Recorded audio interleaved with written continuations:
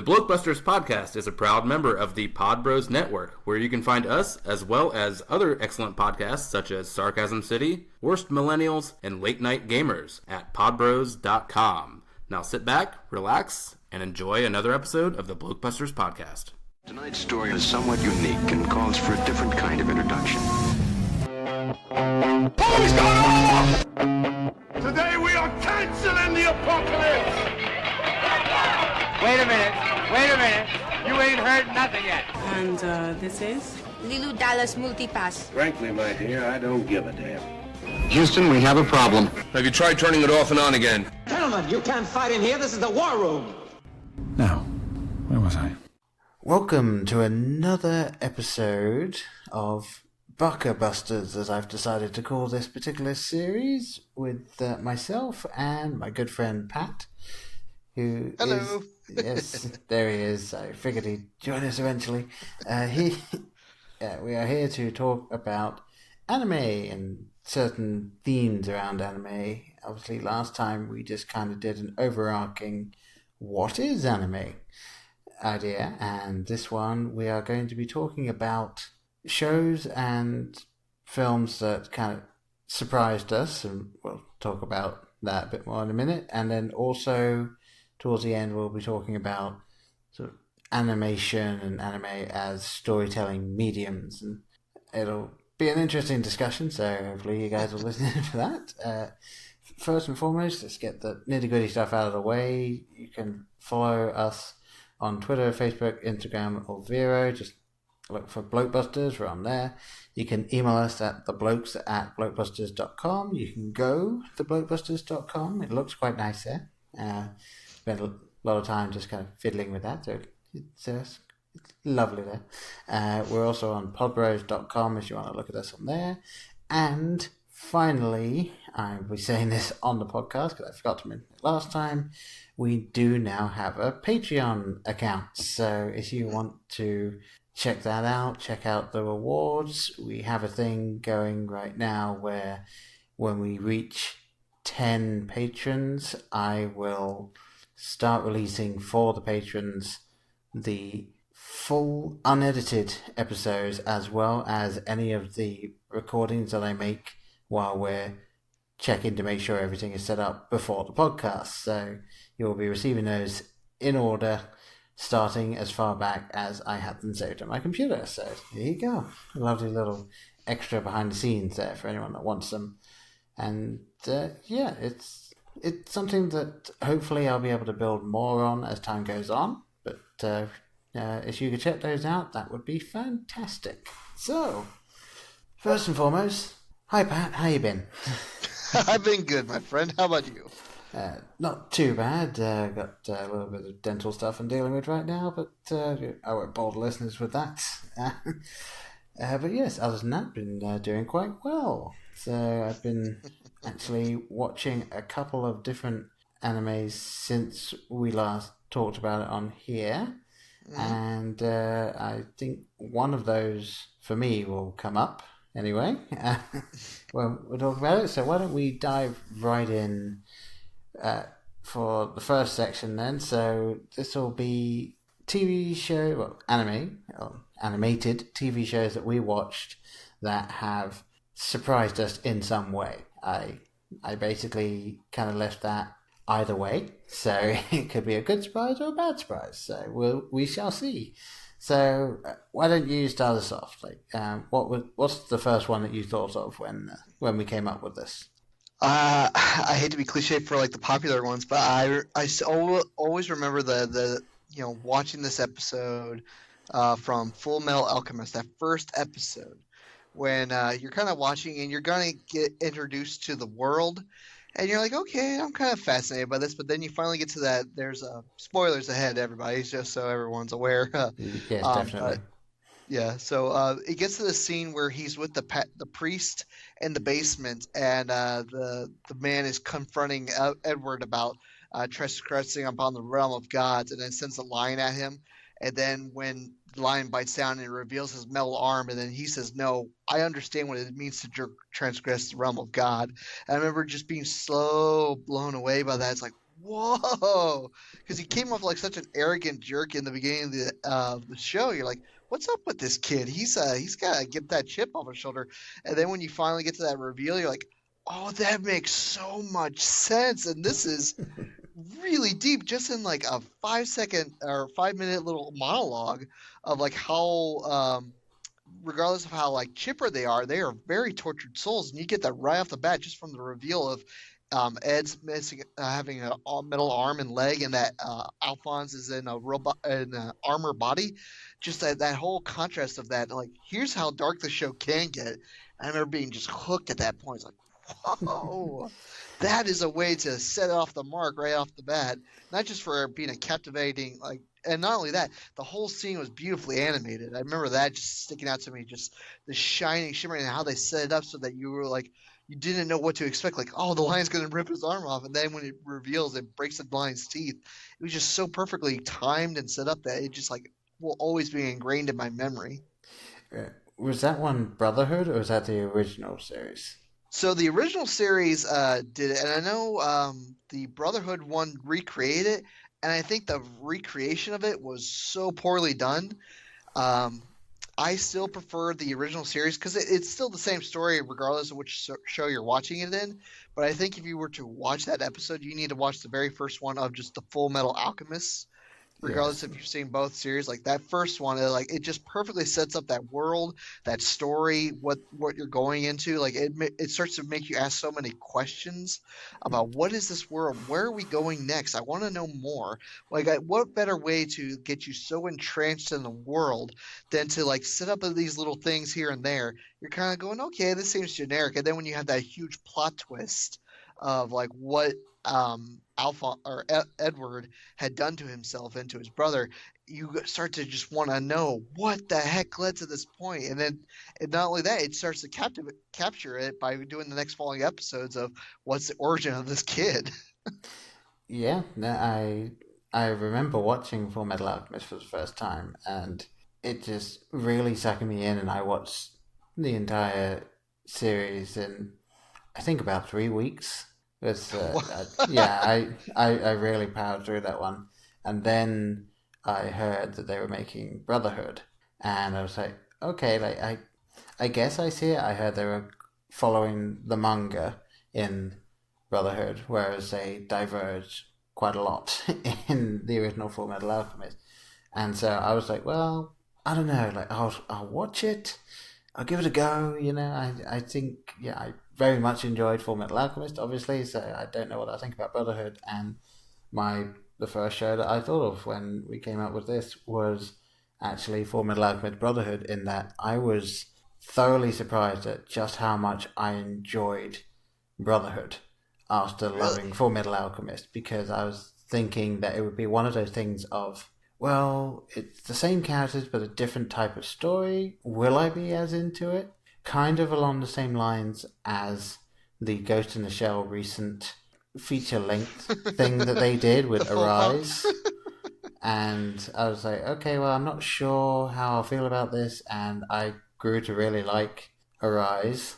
And Brotherhood, I think, once it got going, was as good, if not a little better at times, than the original Full Metal Alchemist. So that was the first thing that popped in my head when I was thinking a surprise when watching an anime. So yeah. Though I have to ask, if you had to choose, like, I still say both are just phenomenal, or worth anyone's time watching. But which one do you prefer, the original or Brotherhood?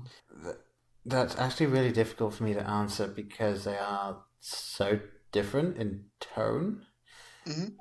I personally think that I would probably pick the original myself, but I think that Brotherhood, because it does get darker and really deals with that stuff, I think it's better. I just will always have that slight nostalgia for the original. So mm-hmm. I had to say the same. Like that original, like I love if you ever saw like the because the show ended and then they had a movie tie-up where they tied up everything, so like it started to go into like the whole idea of parallel worlds and timelines, and I was just so shocked by how like that ending for the original is like, oh, they're just stuck here now. They just have to live with that. that caught me by surprise. Like, whoa, that's a ballsy way to end the show. Yeah, and then they had was it Shambhala or whatever the film? No, that was the brother. I think Shambhala was like one of the like said earlier in the timeline. I don't think. Yeah, that one was said earlier. It was they did come out with a film that properly ended the storyline from the first one, and yeah, so gave them an out, as it were. So, but yeah, no, that was a cool series, and it made me want to rewatch it, but yeah, I don't really have the time right now. I'm getting through. Well, you don't want to watch the whole like 100 episodes of both series combined. Yeah, not at this point in time, no. Yeah. All right. So, what else did you have on your list then? Oh, okay. I was gonna go with this is a more recent one for me. Mm-hmm. I was because I kept hearing all the hype behind it, and I refuse. I hate getting on hype wagons. I really, really do. So generally, I wait to see how a show does after a bit of time. And the reason for that is because like when I watched Bleach, everyone was hyped about Bleach.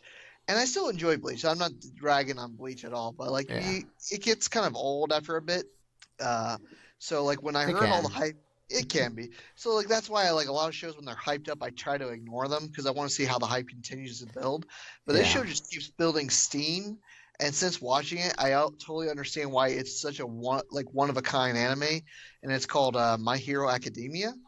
Yes, I believe you mentioned this one before. Dude, I've never been so enraptured in the story of like a person rising to above their backstory, their background. You know, just trying to say like, you know what, whatever challenge is laid before me, I got to overcome them. And like the story just captures it because you're used to like seeing like the status quo of the mentor-mentee relationship of the mentor is this really gruff, grizzled guy, but has a heart of gold, but never shows it. And My Hero Academia just blows it right off the bat. It's like, this guy, he's just got a heart of gold, and just like he's just the fun, loving mentor that you want to have, who's constantly pushing you to be forward, but he's also trying to keep you within the lines. Like, I don't know, that the very first 2 episodes of the series established like that Deku, the main character, has no powers, and yet he still chooses to rise to the occasion to try to be a hero, regardless of what circumstances prevent him from doing so. And everyone around him with powers say, "What's wrong with you, kid?" And he still does it. And at the end of the episode, he's rewarded for his bravery, saying, "You have the potential to be a hero. Let's help you to achieve it." And the whole scene is just him crying at the end. And I just remember being just so moved. I'm not crying at the end of that scene, but I remember just being so enraptured. Like that is the goal most people would want to have, is just to say like, here, persevere and keep trying and knowing that you can become more than what you were said to be. I don't know. So it's just it's a feel good anime. There's plenty of those feel good animes, but this is one that's just like, it not only just feels good, but it also gets you so pumped because all you can keep thinking is, how do you keep pushing this even further? Because like as the story progresses, that if you ever get to watch it, I'm telling you, I really recommend it. If you get to sit down and watch it, the anime fight scenes are just amazing, and how they set up each of the fights. Because there's halfway through the season, there's a fight between one of the guys who has the power of fire and ice combined. And when those two go toe to toe, it not only is it just beautifully set up, but you just feel through the animation and the sound design and all of it, you feel how epic this fight is because the whole stadium is erupting. Because I remember watching Dragon Ball, and I would get kind of enraptured in the fight scene, but But I always like, well, these guys can destroy planets. Why should I get wrapped up in if they destroy a mountain? Here's like, when they destroy a stadium, I feel that stadium being blown away, and everyone's like, "Holy crap, this is insane!"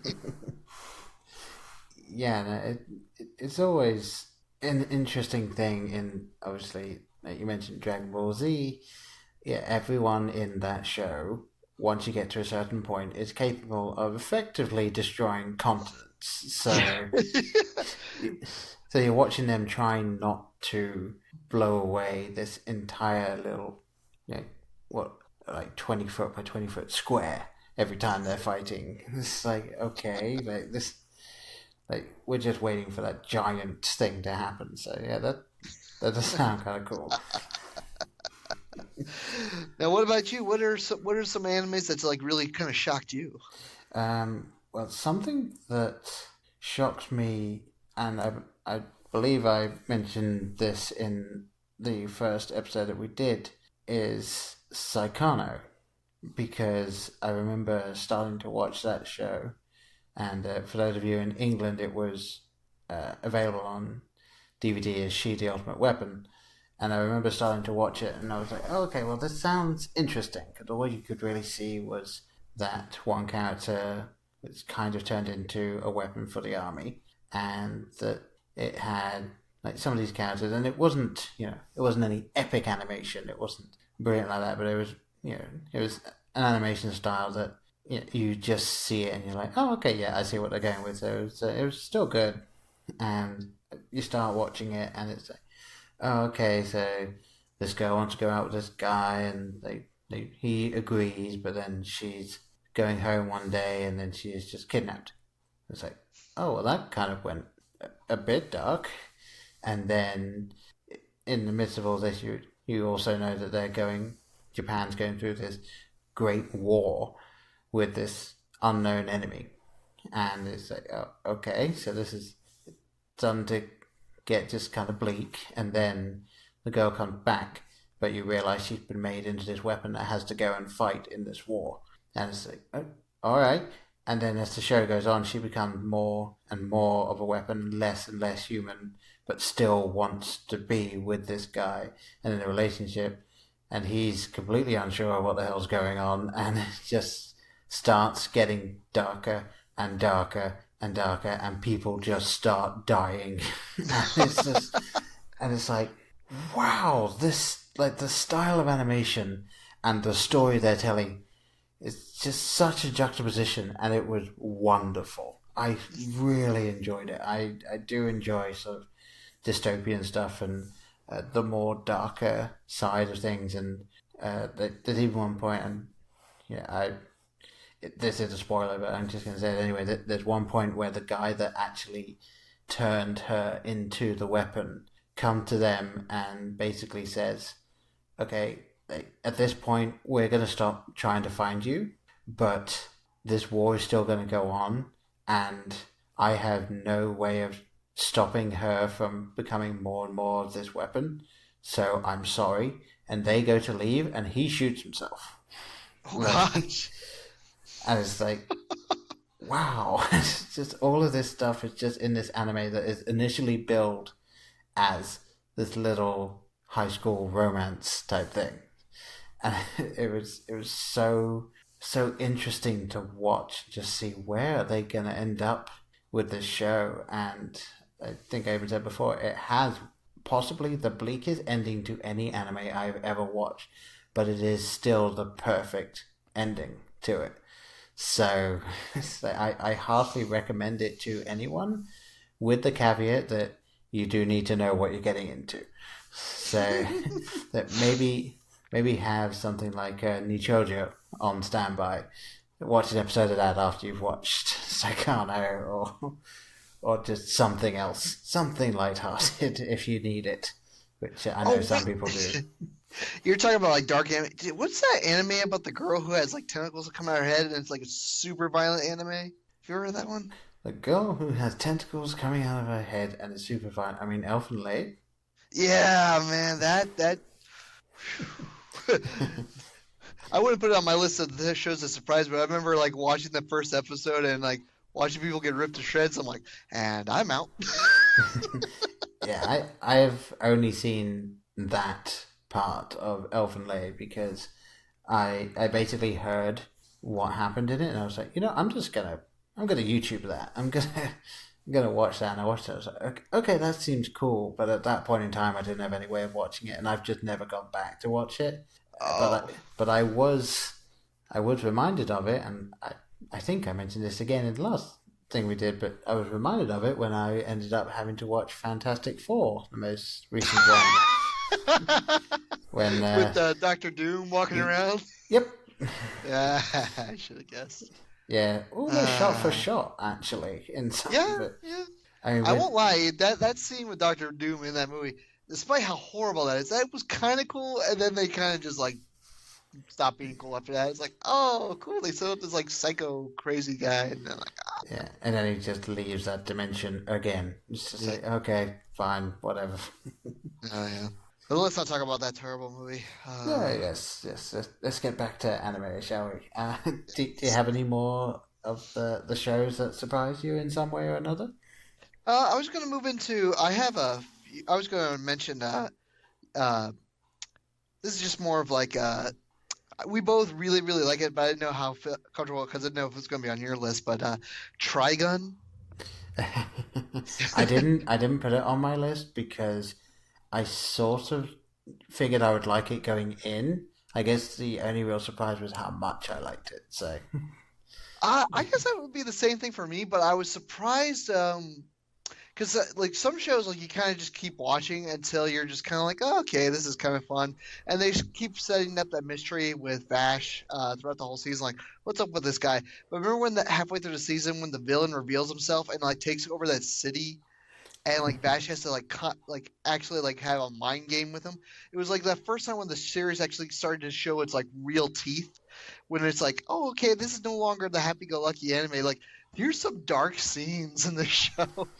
And then from that, I remember just being like, you and me, like I bet you were just as hooked as I was. Like, whoa, they're really they pulled out these things from nowhere. But when they started pulling these dark characters out of nowhere, and my favorite character in the show was the priest.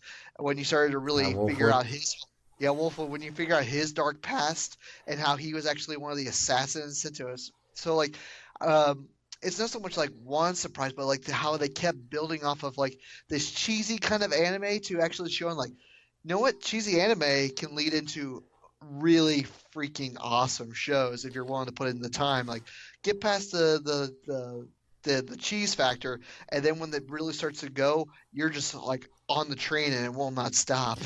Well, that's kind of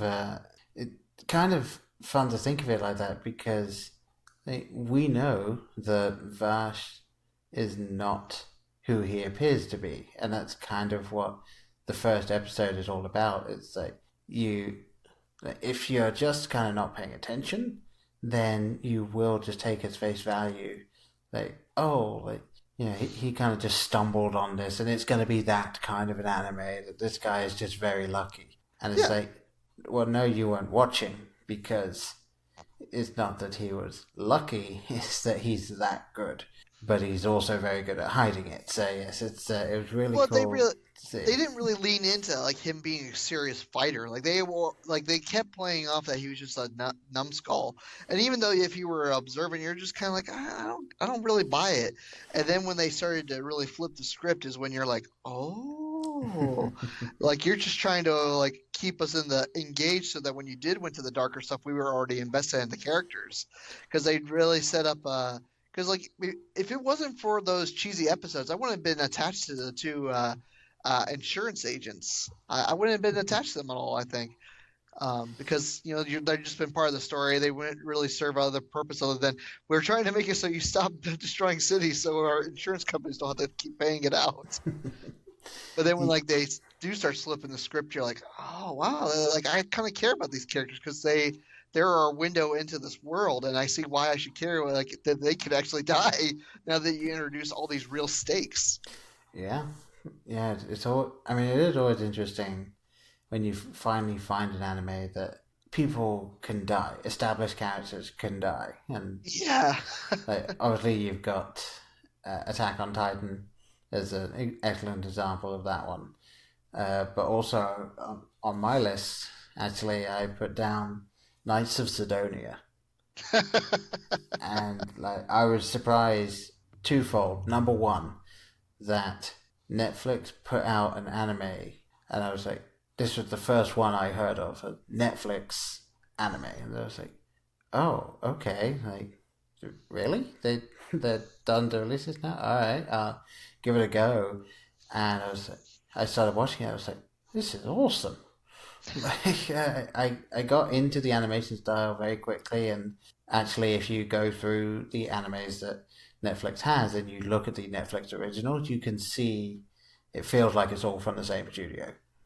Even though a couple of them aren't, but it's still that style, so it's fun to watch. But yeah, I was really hooked into it, and then once again, when all of these characters just started dying in battle, or other reasons, it was like, oh, this is one of those shows that really no one's safe. I mean, so far there's one character that I think at this point he can't die, just because story reasons. Like, I'm fairly certain this guy will not die. Can I? So you bring up the show because they keep on character and they keep them alive. Can I interject a show that really shocked me? That really have you ever watched Gurren Lagann? I have not watched Gurren Lagann, no, but it is still in my queue. It is there. I just need to press play. No. Do you mind me spoiling what happens halfway through? Oh, go ahead. Okay, so they really set up these two characters, Simone and Kamina, and these two characters, like you have been, like they've had a bunch of episodes together. You really got attached to these characters. You really were kind of annoyed by Kamina, by how like brash and arrogant he was, but he was the leader of the group. He was the older guy, and then halfway through the show, they kill him off. He was the main character. And they switched the whole series over to his friend Simone. And you were so enraptured in that, like when he died and when it switched over to him. And it was the first show I'd ever seen that. Like I was already caught up by like how cool the animation was and the world they set up with the dystopia. But I remember just being solidly hooked of wanting to follow it to the end when they said, okay, main character's gone. Here's your new main character. I'm like, did not see that coming. Just like the Mandarin predicted. Oh gosh, yeah. See me coming. You'll never see me coming. Not quite sure what accent that was supposed to be, but there you go. Wasn't that how he was doing? Kind of. I apologize, everyone, for my terrible accent. You may now angry comment below. Yes, send it to Pat at something. But yes, all right. Sorry, I interrupted you. So please continue with your stuff. Well, that's all right. I was actually going to say there's a show kind of in the same vein you were saying as My Hero Academia.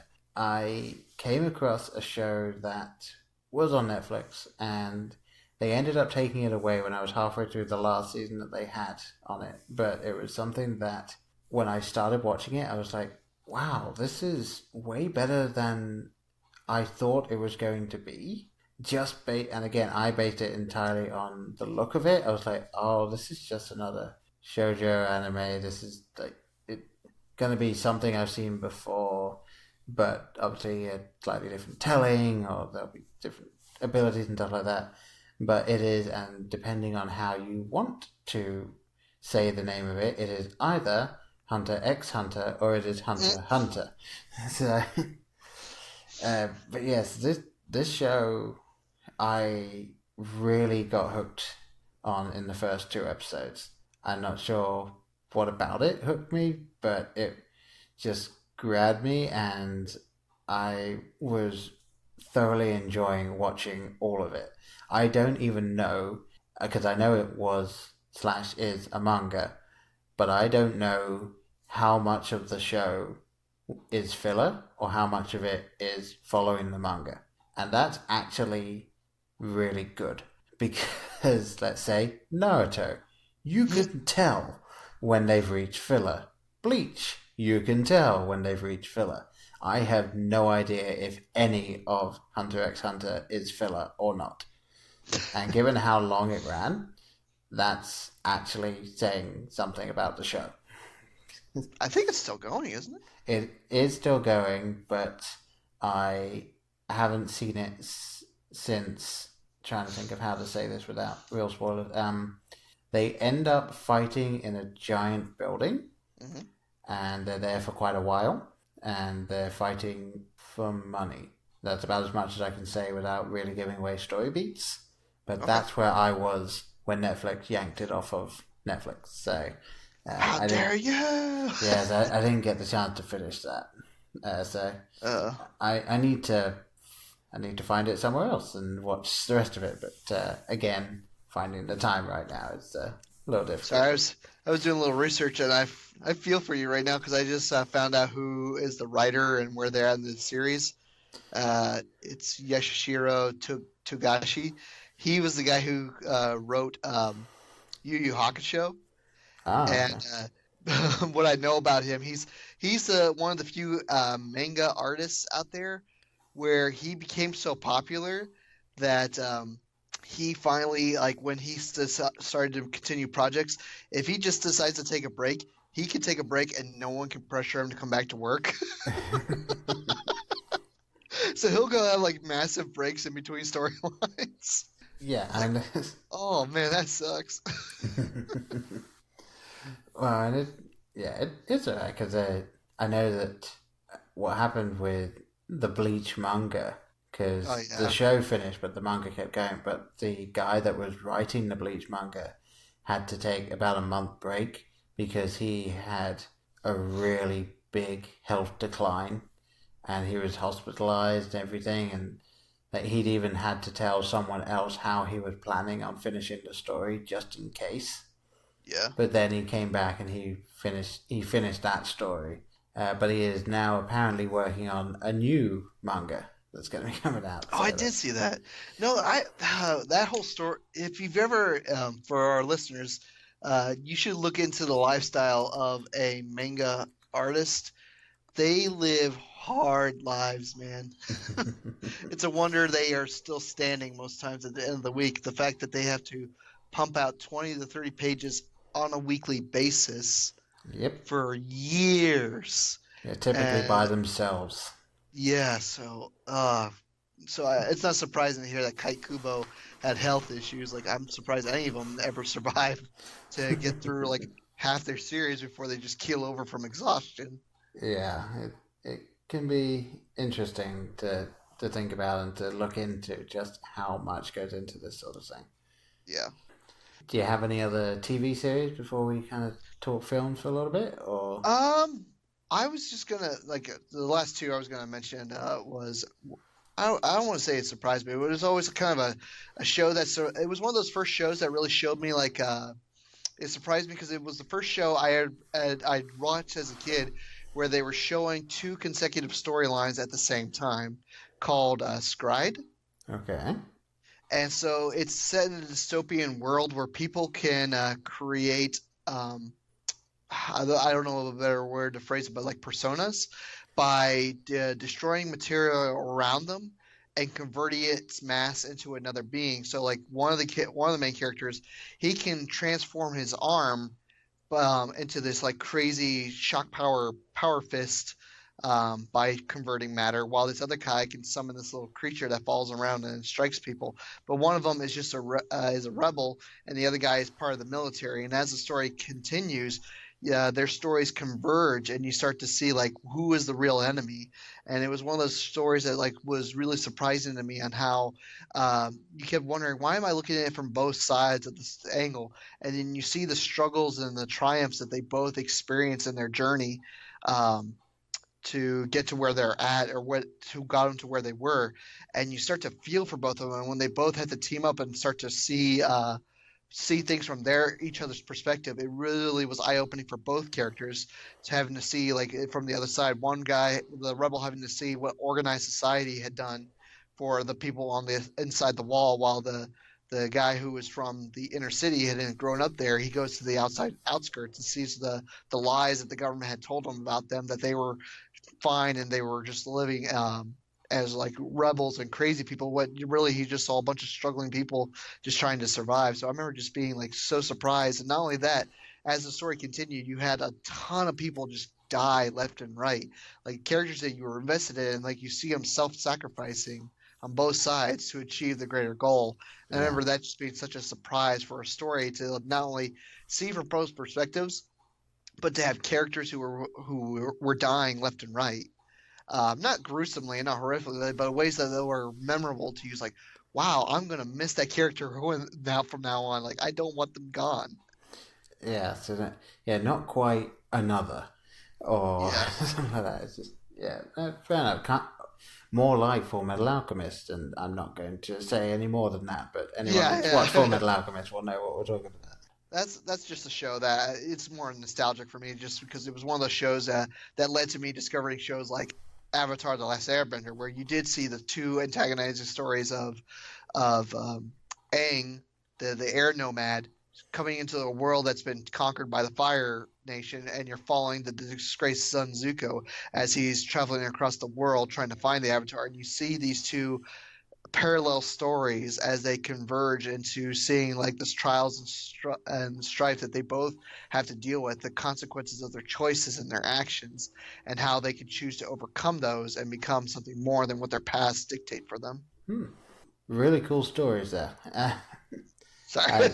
I haven't seen either, but I still highly recommend. I know this is anime stuff, but I still highly recommend Avatar: The Last Airbender for anybody of any age. It's truly it's just beautiful animation and just very fantastic storytelling that's really well paced out. Even the filler episodes had meaning. Every episode, you think, why are we doing this? Why does this episode matter? And then they'll pull the trigger 5 episodes in, and you're like, oh, that was hugely important. Now I get it. Yeah, always nice when they really layer things in that actually come back at the end. It's something that doesn't happen a lot, I feel, in sort of modern day television. So really cool to see when it actually gets done in something like this. So yeah. So that's it TV wise. What about you? Well, I'm gonna kind of quickly run through the few I've got. I ended up thinking of a couple more, so I've actually got 7 Deadly Sins. Oh, there you go. that was one that, again, I started watching just I'll give it an episode or two, and I was like, oh, this is a long burn series, but it had interesting characters, and yes, it does have a bit of fan service, and yes, they kind of they give. It's been a little while since I've watched it, so I'm blanking on the main guy's name, but they give him the sort of the pervy sensei type stereotype, but it only comes up every now and again, and it's not actually a real big thing in the show, which is nice. They just kind of have it pop up for specifically comedic effect every few episodes or so. So it's not just a main character trait that keeps continuing. So that was kind of fun. Something I loved it when they introduced Ban in that show. Ban was so cool. Oh yeah. Sorry, go ahead. That's right. Ban is probably one of the best characters in that one. But yes, I also recently just finished Children of the Whales on Netflix. And that's on my list. I can watch that. Yes, I recommend that you watch it, and B, be prepared for some difficult scenes. Oh man, not too terrible, but there are some difficult moments in it, and I won't say more because I can't go into it without spoiling, even just a few episodes in. I can't really talk about it without spoiling it. But yeah, that one I thoroughly enjoyed watching it, and it was something that I watch anime now when I'm running. And as I said, I mentioned that before, but I was looking forward to running so that I could keep going with the series, because I felt that they'd really made a solid show and was a lot of fun to see, even though it was it's another show where some people have basically magic and can do some magic stuff. But it's they wove it in such an interesting way and gave interesting limitations, shall we say. So it was interesting to watch, even if there are a couple of points where you as the audience figure something out well before the protagonists do.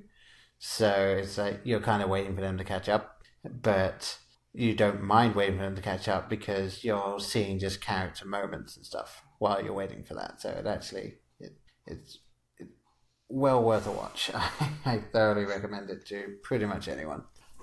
And I was trying to think, there was one other show I did want to mention, but it escaped me for the moment. Actually, no, I remember it. It is technically not, it's not a Japanese anime, but it definitely is animation, and it does draw from that kind of style. And it's actually a show called Code Lyoko, which is something I watched when I grew up. Oh wow! I didn't think you would pull something like that.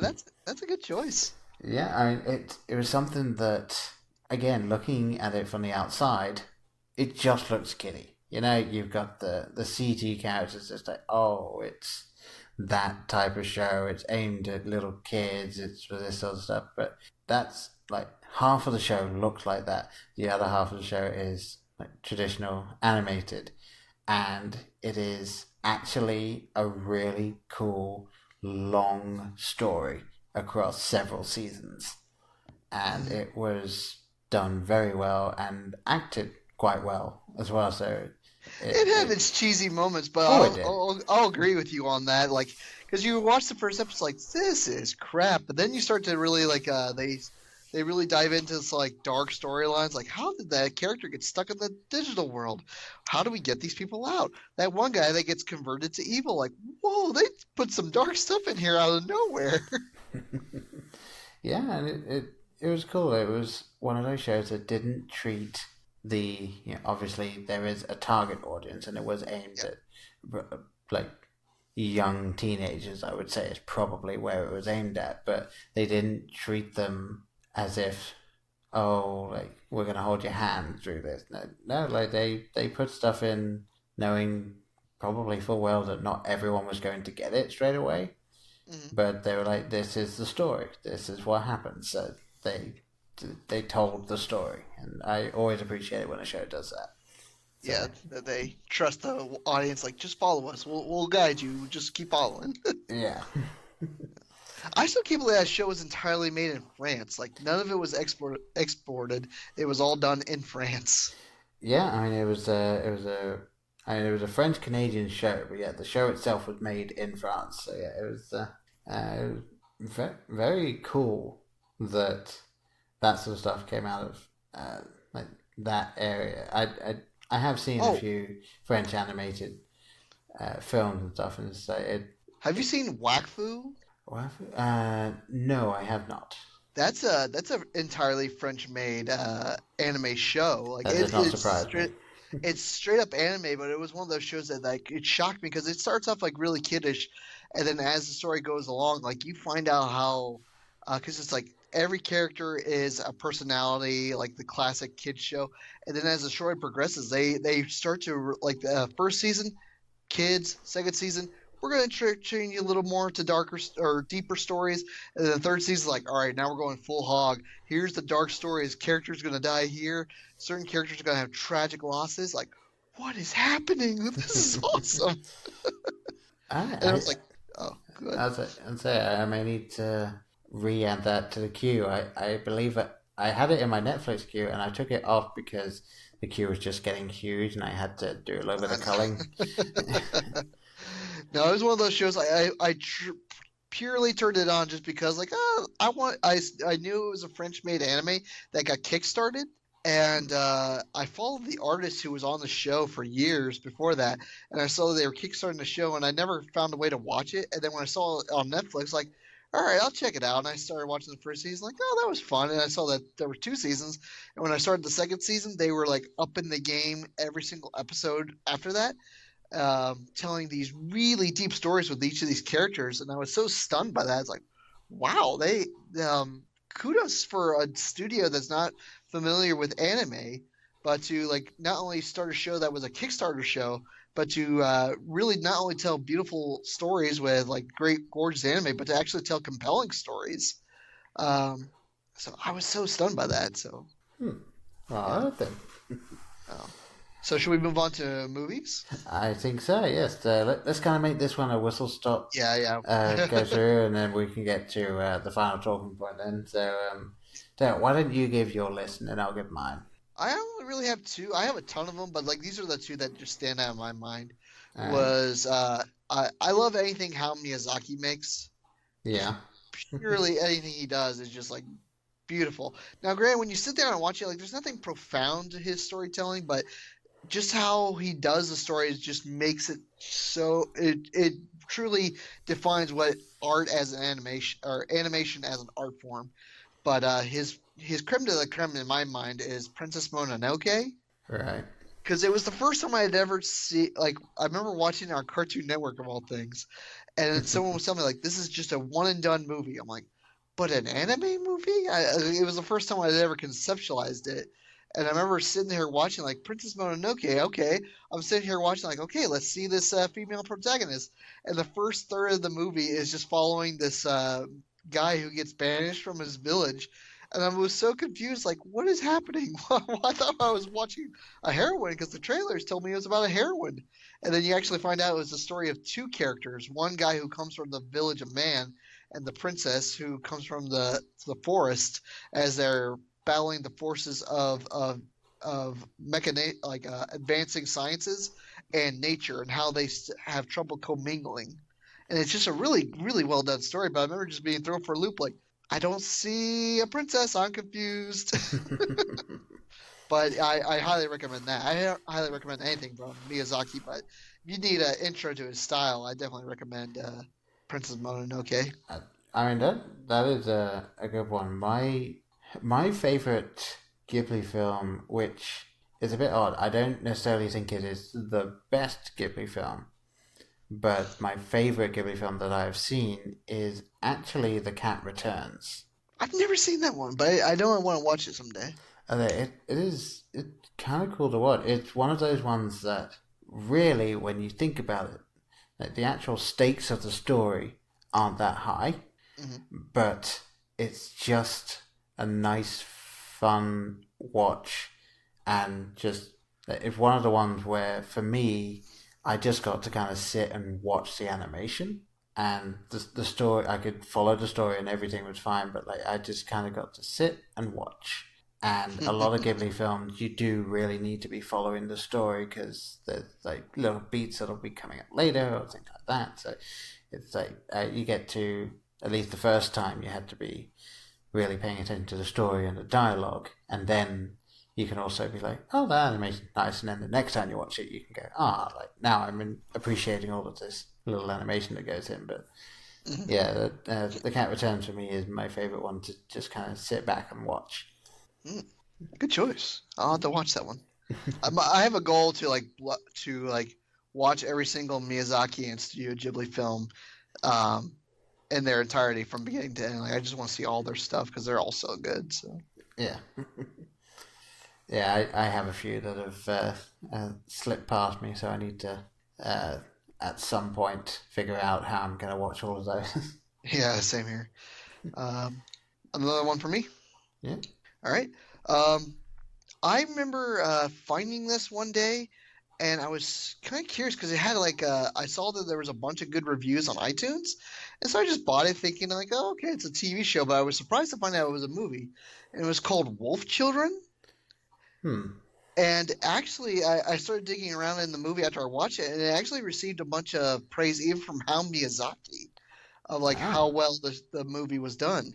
And so the whole concept is this woman falls in love with a man who can turn into a wolf. All right. And it's just them but he's just a normal guy. Like, yeah, I can turn into a wolf, but I'm a human. You know, I do normal human stuff. And it's just them. It's really cute in the beginning because you just see them as young love, becoming first-time parents and just trying to, go about their days. And then tragically the dad dies. And so the mom's left on her own to raise two kids who have wolf tendencies, and you're seeing her having to come to grips with, okay, not only am I a first-time mother with these kids, but I don't know how to raise children who have these mixed bloodlines. I don't know how to educate them, how to help them come to terms with who they are. And it's their story from from birth till adolescence, and it's really fascinating to watch as she comes to terms with how she needs to raise both these kids. It's like how any kid, each kid has to be raised in a way that the parent determines on their own, and it's the way the story progresses. She realizes one of the kids has to be raised in one way, and the other kid has to be raised another way, and she has to grapple with this as a single parent. And not only that, but being a single parent who has to support them, and it's just such a well done thing. It's not only just okay, that sounds like a well trotted story, but when you introduce these wolf things, you get a whole new depth to the story, because there's more stakes than typical kids that you cannot anticipate. I can't anticipate my kid to scream, because if she screams, she's probably gonna scratch you and attack you. Yeah, I feel like I've heard of that one, but I don't know if I've ever seen it. Even just on any of the streaming services that I've got. So I'll have to keep an eye out for that one. Watch a trailer, and I bet you'll be sold right off the premise. Okay, this sounds really nice. All right, I'll queue it up for later then. I'll give the two that I've got on my list. Then. Okay. So I have, and I believe again I mentioned these previously, but I can go a little bit more into it now. So the first one I have is The Girl Who Leapt Through Time. I'll take it. That's on my list. I mean, it was something that I actually went into completely blind. Mm-hmm. I saw the look of it and I was like, oh, yeah, it's got some really cool animation. It seems as though it'll be a fun watch, and I started watching it, and the story kept happening. I was like, wow, I'm genuinely watching a feature-length slice of life, as it were. Mm-hmm. And then it kept going. I was like, oh, they've really thought this out. There's a lot in here that if you're not paying too much attention to, will kind of slip by you. And it's clear they've got a couple of messages that they're trying to play with, and then there's one or two things that happen towards the end that make you try and rethink what was happening throughout the film. So it was really cool to watch, and I ended up rewatching it the next day just to kind of go back and be like, oh, okay, so when this was happening, was this when this other thing started happening? And difficult to talk about without spoiling the end of the film, so I don't really want to cover too much more than that, but it was something that really jumped out at me as, yeah, wow, this is such a cool film, and I was genuinely surprised by how good it was. And in that same vein, something that I was even more surprised with how good it was, and that was entirely based on previous examples, was Final Fantasy Advent Children. And because I heard that was coming out, and I was like, okay, we all saw what happened with the last Final Fantasy film that came out, unfortunately. And so I was just thinking about it, and I was just going, please don't fuck this up. Please don't. Even though I never finished the game, I know the story. I really like the characters. I played some of the. I even played the Vincent Valentine PlayStation 2 game that came out. Oh, you played that piece of garbage? I did, and I actually finished it.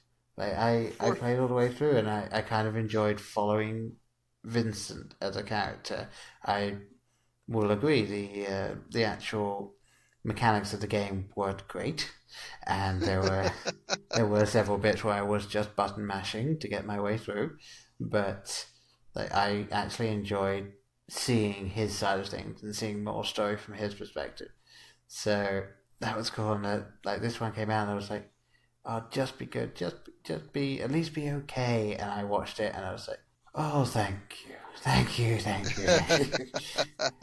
Because they actually made something that it just felt like not only a continuation of the story, but was just done so well and had so many good little nods to the game, such as there is a point where Tifa is fighting one of the antagonists in. Oh, that is a cool fight scene. In the church. Yeah. And you think everything's done, and then you just hear and it turns out it's not done. But it was such a cool nod to the game and where it all came from. And for people that may have even seen this but don't know, there are, if you go online, there are 3 written stories that are canon, that are connected to the film, that are either prequels or sequels to it, and they're just like little one-off stories that were written, and they're really cool. They're really worth a read. So I would recommend people go and read those. But yeah, those are the 2 that kind of jumped to mind when I was coming up with this. Did you have any more on your list? No, I was just going to make an honorable mention for shows like that are really experimenting with the medium of animation and still telling like really engrossing yet surprising stories like Ruby. Ruby is one of those shows that I was, when you started off, you're like, okay, this is kind of cheesy, but when you get to Monty Ohm's animation is when you seal the deal. Like, this is something that's beyond our comprehension. This needs to be more. I need more of this, more. Yeah, I mean, props to Ruby for having the most epic food fight in history. Yes. I think. Yes. And if you haven't seen that, just for that show alone, just go watch the food fight scene, and then you'll be hooked. Yeah, I mean, basically, if you are not on board watching that, then Ruby is not the show for you. No. If you are at all on board from that, then just watch Ruby. No, but like the show not only does the good heartfelt story, but like the when they dive into the deep dark side, they really dived into the deep dark side to where you genuinely got emotional responses. I was surprised by that show. So yeah, such a shame that Monty couldn't stick around to help the not show. that he didn't want to stick around. It's just it was an unfortunate accident of like finding it. What a terrible way to find out you have an allergy to something is when you go in for a simple procedure and then you die from it. Yeah, no, very much so. And they, I mean, luckily, if you can say that he pretty much had the Ruby Bible written before they even started the show. So they were able to draw from that to continue the show the way that Monty wanted. So yes, it was. Yeah. And of course, you got Miles as head writer, and he really knows what he's doing. They got a grasp of whether they're wanting to go to that story. So, like I said, that was just an honorable mention. That I'll leave it there. Yeah, definitely. Good shout out. All right, so I do think that bleeds fairly well into the final thing we were going to talk about, which we kind of did talk about as we were going through that, which is basically the idea of animation as the storytelling medium itself. Because when it comes to anime and animation, I know a lot of people are kind of put off by it. My sister, for instance, hates watching animated things. And I've never actually got a proper explanation out of her as to why. But, she never watched The Simpsons or Futurama. She doesn't enjoy watching something that isn't real, quote unquote. Mm-hmm. So it's kind of odd because it does feel like she's missing out on some things that can just be fantastic stories and told in a way that you just can't tell with live action. Although, like that show you just introduced me to, the Violet Evergarden, I would introduce that to anybody who's wanting to question, like, why is anime such a good form of storytelling? Like, have you seen this? Yeah, Violet Evergarden is phenomenally beautiful and such a good story. Deeply tragic too. I mean, but that's part of the charm of it. Yeah. And it's about and just imagine trying to do this with live action. So it's about a girl, basically, who during the war had lost both of her arms and so now has basically robot arms, and she goes and gets a job as a typewriter, basically. For those of you that know anything about the show, dolls is what they're referred to as, but they are people that write letters for other people. And she does this because she wants to understand what her senior officer told her before he died. And it's just on that alone, it's like, so this is someone that never really got to grow as a person, trying to understand what happened to her and to her senior officer during the war by helping other people with their grief, with their joy, with all of this sort of stuff. And it's so well done. And just the visuals that they were able to do in the show are something that I don't think you could have recreated in live action as well. You could have had fantastic actors doing the roles and could have been able to have people emote beautifully, but I would argue the prosthetic arms wouldn't look as good, and you wouldn't be able to convey everything that you can get in the animation style. So it's and that's not to say that animation can do anything live action can do, because sometimes like just actually having the live person there, you're able to get a little bit more out in certain circumstances than you can through animation, depending on the studio, say.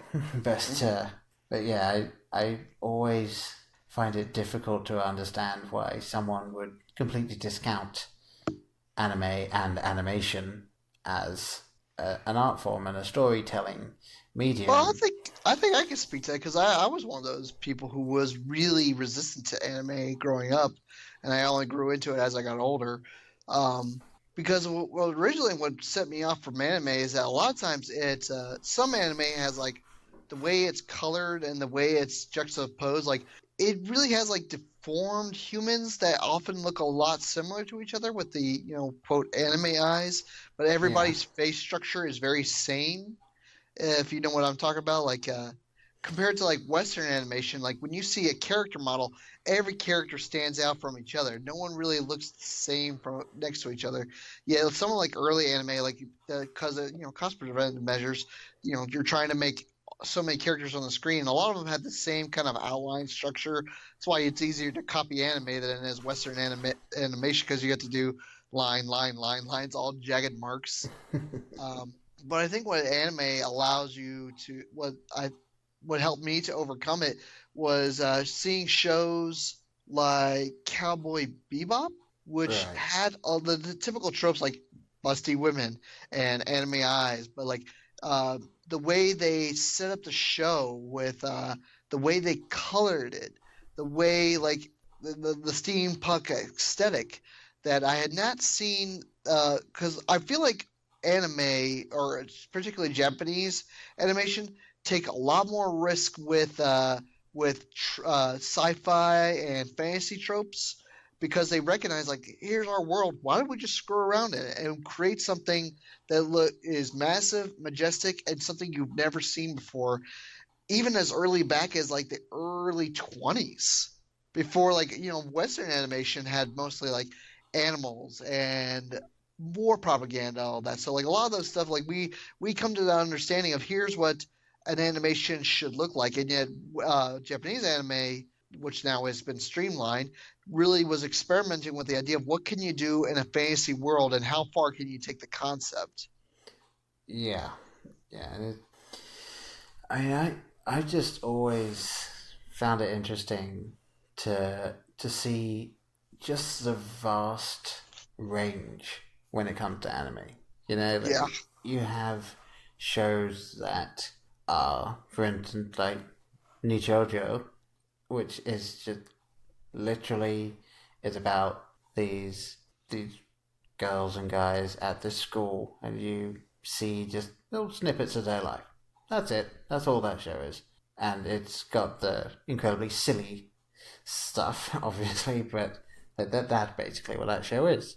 And then you've got, say, Ghost in the Shell, which is something that, obviously technology is super advanced at this point, and is a deep dive into the idea of identity and what it means to be human, what it means to have a soul if one actually exists, or what it would mean to maybe not have been born, but are you real? And it's that's such a cool thing, in my opinion, to go into. And then you've also got, say, Dragon Ball Z, going into the mainstream, where it is just pretty much fight of the week or fight that lasts a couple of months. It's one or the other in that show. Yes. Or you've got Trigun, which is a space western that I would argue is on par with Firefly. It's got a completely different show, but just in terms of storytelling and character development and growth, and just how much you get attached to the characters, I would say it's pretty much neck and neck for me. And that's saying something for those of you that know how much I like Firefly. So, and that's so many different things, all the way to "Ah My Goddess," which is basically a harem anime, but and in my personal opinion, still good. And actually, I kind of enjoy it because as you actually go through it, it's incredibly obvious from episode 1 that the main character is actually pretty much in love with the main female character in the show, and that she's going to end up falling for him, and it doesn't actually matter who else turns up because they're going to end up together. And the show doesn't really hinge on any of the other characters actually trying to fall for him or anything like that. They just get in the way. And that's where that comes from. But it basically builds the harem anime. So, so what you see is kind of what you get. So, but like I said, it's just there's this huge range of different types of story and different types of setting and different things that go up. Like Full Metal Alchemist, you've got alchemy, which is effectively magic, and then you've got things like Ghost in the Shell, going back to that, where there is no magic whatsoever. It's just all a continuation of the technology that we have now, and where is that going to go in the future? So it's really that you can have really grounded in reality or totally off there in fantasy. Yeah. All under one umbrella. So it's really cool. I have to agree. No, anime is just one of those. Animation in general is just one of those mediums at which you can tell incredibly in-depth stories while also still being willing to make it approachable to some people. I just wanted to use an example of a show that blew me away recently called Steven Universe. All right. And the way they do the story, you watch the show this is a kid's show. I shouldn't tune into this, but I kept seeing all the hype and praise that it was doing. And the thing that they are doing with the show is they're really exploring things that no other show today I've ever seen explore with animation. Not so much doing massive beautiful set pieces, but they use animation to really explore really dark themes such as abandonment and PTSD and coming to terms with one's own identity, but through the actions of characters interacting with each other in animation form. That's something that I'd never seen done before in shows, and I was so shocked that this is animation doing it. And I've seen plenty of animes who've done the same thing, where you can just set up. You look at it, you go. Trigun's the best example of that. You start off with this generic premise, but you slowly build. You put in the seeds here, you put in the seeds there, and then when you finally unwrap the rows, you start to see whoa, this is way more intricate than I ever thought it was. And and I think animation is one of the few shows or type of media that can really kind of build upon itself without the audience ever catching on to it. So some shows, live animation shows or live action shows, kind of do it, but I feel like it sometimes gets lost in its own attempt to tell unique stories. For example, Lost. Yeah. where you get so caught up in trying to tell a unique story and plant all these seeds that you kind of lose the focus. And then you're like, okay, well, we got to make this last 20 to 30 episodes. You're like, okay. All right, let's try it. Yeah, no, I don't understand a lot of that type of thing where you do have, like, Lost was probably the best example, in my opinion, because I got to watch my university housemates go from being complete and utter avid fans of the show, and then we left university just as the last season was going, so I got to witness them posting online about, like, okay, there's so many episodes left, like, we're hoping it'll all wrap up and all this stuff, and then they watched the final episode, and I just saw their Facebook post after that, and I was like, they didn't like that.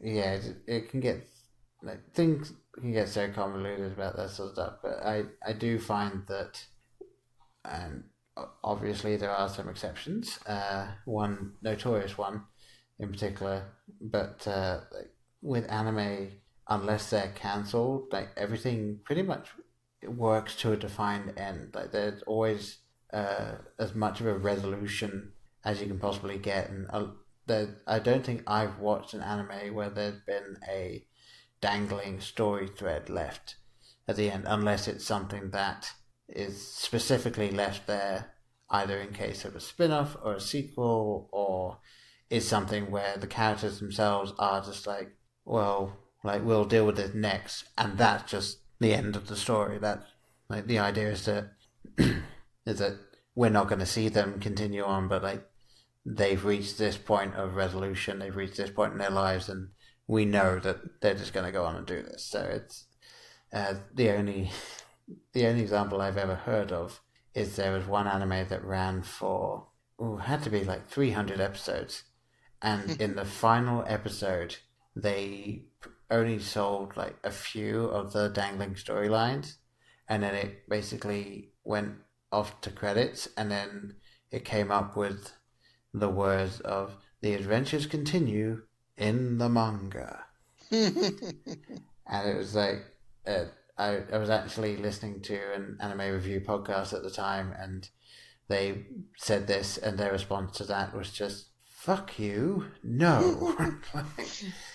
Because they were all saying, like, we were really on board with the show, and then they just kind of ended it like that because they just didn't want to make the show anymore. So it was like, oh, okay, yeah, you can have a few bad eggs, as it were. But yeah, I would argue that anime is probably one of the most solid storytelling mediums out there, just because of how much effort goes into making it. Mm-hmm. That the finished product is always something that whatever they set out to make, it pretty much never comes out until it's ready, in terms of, this is what we wanted, this is, like, we finished this product, now you get to watch it. Yeah. Whereas I feel that a lot of TV shows in America, especially, where it's often quantity over quality, they'll do a season of something, and the next season comes and they kind of wrap up the storyline, but it's like, did you have a plan, or did you just write a story that you could keep writing without actually finishing? So, I don't think I have any more to add to this particular. I think we've covered our ground of saying why animation can be surprising while also in depth and more, and in essence, the form that it is, can be quite a visual storytelling device that goes beyond what we typically assume in storytelling, because we just look at anime like that's just stupid shows, when in actuality they have a lot to say and have a lot to show if you're willing to put in the time and effort. Yeah. One last recommendation, actually, for anyone with Netflix in America is watch Blame, because it's actually really cool. Again, looks like it was made by the same studio that made Knights of Sidonia, and for all I know, it was. I haven't actually delved into that, but it's the same kind of animation style. It's another. Technically, it's a Netflix original, but that can really mean that they just bought the rights to it at this point. So I don't actually know if Netflix commissioned it or anything, but it was really well done, and I do heartily recommend it. But again, it is one of those shows that maybe not everyone makes it at the end, possibly, just putting that out there. Well, if you're looking for another Netflix recommendation, I definitely recommend those who grew up watching Voltron. Check out the DreamWorks reboot of Voltron. It's pretty legit. All right. Well, I got 2 solid recommendations there for anyone that was looking for them. So I think with all of that being said, I've been Paul. I've been Pat. And thank you for listening. In case I don't see you, good afternoon, good evening, and good night. Hang on a minute, lads. I've got a great idea. Louis, I think this is the beginning of a beautiful friendship. You're still here? It's over. Go home. Go. Hi there, Paul here with a quick theatre etiquette lesson for you. Did you know that opening a bag of candy can take less than 5 seconds?